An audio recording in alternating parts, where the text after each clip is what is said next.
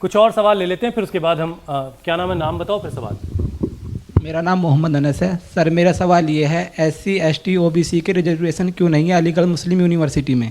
अच्छा, घूम फिर के मैं इसका मैं आंसर आपको देना ये चाहूँगा कि अलीगढ़ मुस्लिम यूनिवर्सिटी एक माइनॉरिटी इंस्टीट्यूशन है और इसको आर्टिकल 15 क्लॉज 5 में ये एग्जेम्पशन मिला हुआ है। सारे माइनॉरिटी इंस्टीट्यूशंस को एग्जेम्पशन मिला हुआ है कि SC ST OBC रिजर्वेशन वहाँ पे एप्लीकेबल नहीं होगा, ना ही पढ़ाई में होगा, ना ही एम्प्लॉयमेंट में होगा। दूसरी एक बात जो आपके पिछले सवाल से मैं उसको कनेक्ट करना चाहता हूँ, एक सेंट्रल यूनिवर्सिटी है लखनऊ में, BR अम्बेडकर यूनिवर्सिटी, वहाँ पर 50% रिजर्वेशन SC ST को दिया जाता है। तो अब उसमें कहा जाएगा कि जो कॉन्स्टिट्यूशनल स्कीम में रिजर्वेशन की क्या है, उसका वायलेशन है? नहीं, उसका वायलेशन नहीं है। एक पर्पस के तहत उस यूनिवर्सिटी को एस्टैब्लिश किया गया है और उस पर्पस को फ्रक्टिफाई करने के लिए वहां पर यह स्कीम लागू करी गई है।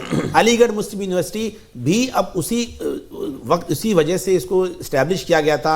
1877 में जब ये बना MMO कॉलेज, तो उसका एक पर्पस था। सर ने अभी हमारे वाइस चांसलर साहब ने एक बात बताई कि उस वक्त क्या हालात थे 1857 के बाद, उसको मद्देनजर रखते हुए इसको यहां तक लाया गया है। इसलिए ये रिजर्वेशन की जो स्कीम है वहां पे लागू नहीं होती है। ठीक है, एक सवाल और ले लें, फिर जल्दी से आगे बढ़ेंगे।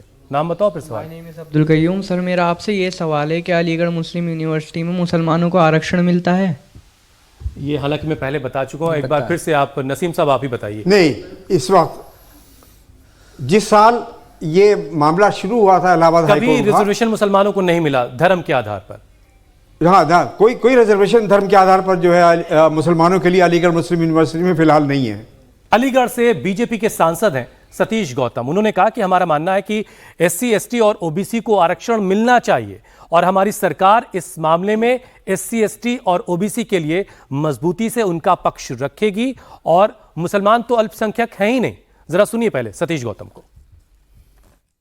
हमारी सरकार का पक्ष रखा जाएगा पूरी तरह से। SC ST और OBC को आरक्षण मिलना चाहिए और अल्पसंख्यक जब होता है जब 5% कोई होता है। अब तो आज इनकी तादाद इतनी हो गई, अल्पसंख्यक की जरूरत ही नहीं इनको। तो जिस तरह से मेरी मांग रही है, और देखिए ये डिसीजन सुप्रीम कोर्ट का है, वो जिस तरह से उन्होंने डिसीजन दिया है वो देश के लिए डिसीजन है, सर्वोच्च न्यायालय है जो डिसीजन है, और वो डिसीजन उन्होंने बहुत स्पष्ट करके दिया है कि इसको जो कोई डिसीजन क्लियर नहीं दिया है कि अल्पसंख्यक दर्जा प्राप्त रहेगी, ये अल्पसंख्यक यूनिवर्सिटी रहेगी। उसमें 3 जजों का एक पैनल बना है, उस पैनल को वो सुनेगा, उसके बाद डिसीजन आएगा। अभी पूर्ण तरह डिसीजन नहीं है ये, मेरा जो मानना है।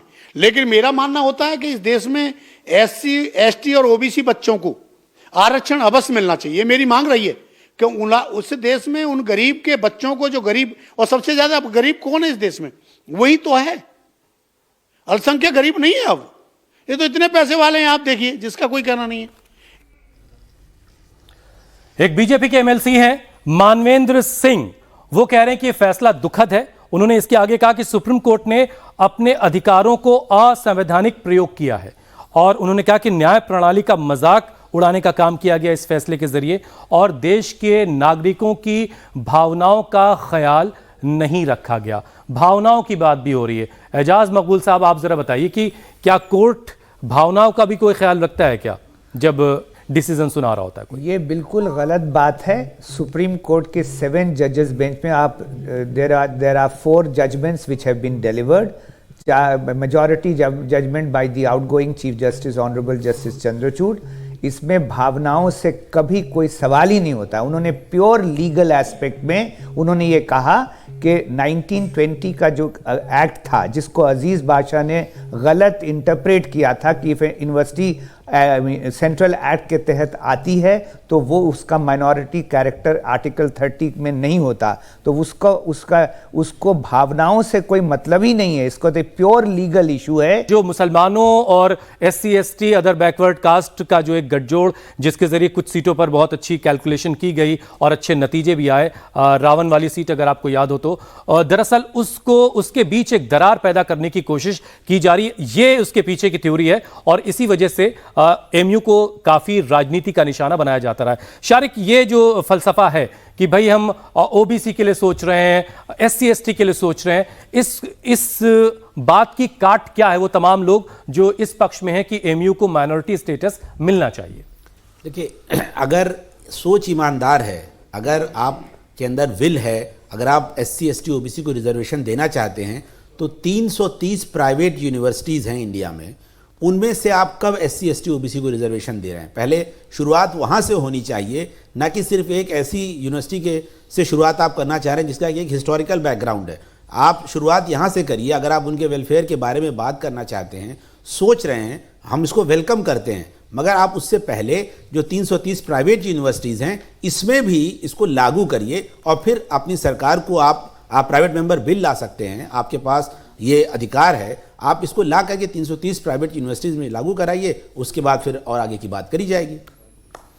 ठीक है, प्राइवेट यूनिवर्सिटीज़ में पहले जो है ये चीज़ लागू कर दीजिए। नसीम साहब, मुरली मनोहर जोशी साहब के वक्त में क्या हुआ था? वो भी कुछ मैंने जब पढ़ रहा था, स्टडी कर रहा था, तो उनके ज़माने में भी कुछ दबाव आ रहा था यूनिवर्सिटी के ऊपर कि आप जो मेडिकल की सीट्स हैं वो आप हमें दे दीजिए, और वो ज़रा किस्सा सुनाइए। देखिए, कोई कॉन्क्रीट इस किस्म की करस्पॉन्डेंस या वार्तालाप इस किस्म की जो है सरकार और यूनिवर्सिटी के बीच में नहीं हुई थी। इशारतन कभी कभी चिट्ठियाँ आती थी, ये बताया जाए कि दाखिले किस तरह से होते हैं और भारत सरकार को कोटा देने में क्या फ़र्क पड़ता है। इस किस्म की इनफॉर्मल बातें आई थी और बिल्कुल स्पष्ट रूप से यूनिवर्सिटी को ये निर्देश कभी नहीं दिए गए कि आप जो है ऐसा करें।